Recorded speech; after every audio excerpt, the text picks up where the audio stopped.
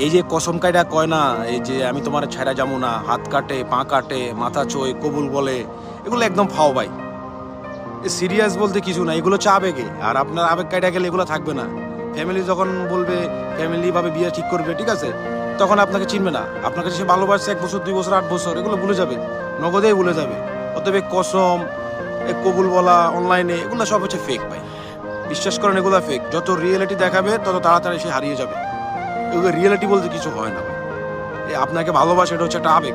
তার আবেগ যতদিন আছে সে আপনার কাছে ততদিন থাকবে, এরপর সে চলে যাবে। ফ্যামিলি মানবে না, আপনার অর্থ নাই, আপনার ইনকাম নাই, কিছুদিন পরে চলে যাবে, একটা দোহাই দিয়ে চলে যাবে, থাকবে না। এই রিয়েলিটি বলতে কিছু নাই ভাই। এখানে এখানে কেউ কাউকে ভালোবাসে না। এখানে অর্থকে মানুষ ভালোবাসে। অর্থ যতদিন আছে মানুষ আপনাকে ভালোবাসবে। অর্থ নাই, আপনার ভালোবাসা নাই। অর্থ কামান, ভালোবাসা এমনিতে পাবেন। আপনার কাছে ভালোবাসা ধরা দিবে, আপনার কারো কাছে ধরা দিতে হবে না। টাকাই দুনিয়ার আসল সুখ।